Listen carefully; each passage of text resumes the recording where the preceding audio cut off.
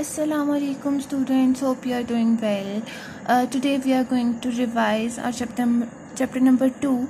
In the previous video we have revised the chapter number 1, in which you have learned about that the computer is a smart machine.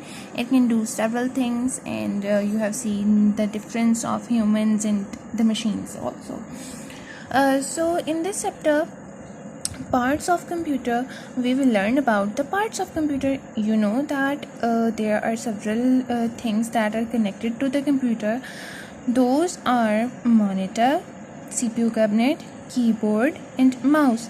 These are the basic main four things that are connected to each other, so that we can easily work on the computer. And these all combinedly called as computer system. So now we are going to study each part one by one. This is a monitor. Monitor is a visual display unit on which you can see the things. You can watch cartoons, or just you have a visual representation of what you are doing on the computer. Okay. So then comes CPU cabinet. CPU cabinet contains the CPU. CPU cabinet contains the CPU. CPU is central processing unit, and this is the brain of the computer. The brain means it controls all of the things in the computer which are happening. Whatever you are doing, it is controlling that. Okay, then comes the keyboard. You have seen the keyboard. You know that keyboard has the keys or the buttons on it, and there are different types of keys on it. There are some alphabetic keys, means ABC. There are numeric keys, which are 1, 2, 3, and there are several other keys like dot, comma, and space, and several other. You have learned about them. Okay, so here is the activity, which is very easy and you can do it by yourself. Then it is the mouse. Mouse is the pointing device. Pointing device means, for example, this is my pencil and I am pointing to the letters. So this is called the pointing, and mouse is used to point in the computer. We use it to click, or we use it to select something. We can use it for drawing pictures and several other things. We use this mouse on the mouse pad so it can move very smoothly.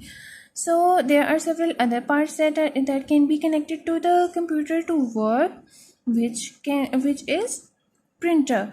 Printer is the device which enable us to see the things in a hard format on the page. You can see which are in the computer. For example, this cartoon was in the computer, but when we use the printer, it is now on the paper. Then there are microphones, speakers and headphones.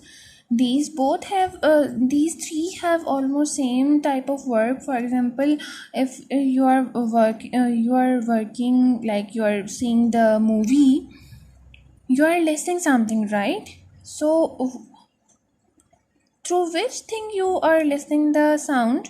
These are the speakers. Then the microphone is the mic in which you speak, and it will go to the computer. These devices are called multimedia devices, which are attached to the computer. So speakers and headphones have almost same things, but headphones are used for single person, and speakers can be used for many more than one person or many persons.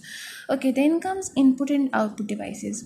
You know that input devices are those devices which help us to give some information to the computer or enter the data, and the output devices are those devices which help us to work on the computer. For example, the letters, images and sounds are the output devices. So then UPS, I have told you that oh no, I haven't told you about the UPS.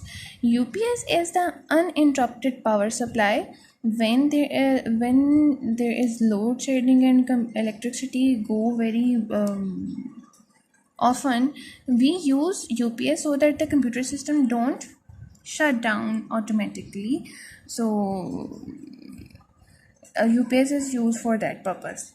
Then comes the floppy disk, hard disk, and CD and USB. These are the things through which we can save our data on them.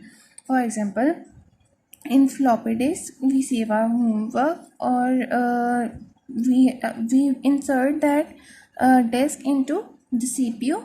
Its drive is right here. Then comes the hard disk. It is inside the CPU cabinet. The data which is present in the computer is present in this hard disk.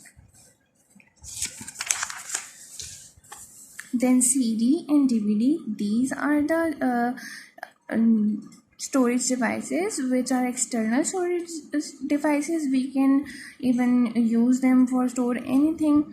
We use it when we have this DVD-ROM drive and we put that CD in it and it worked.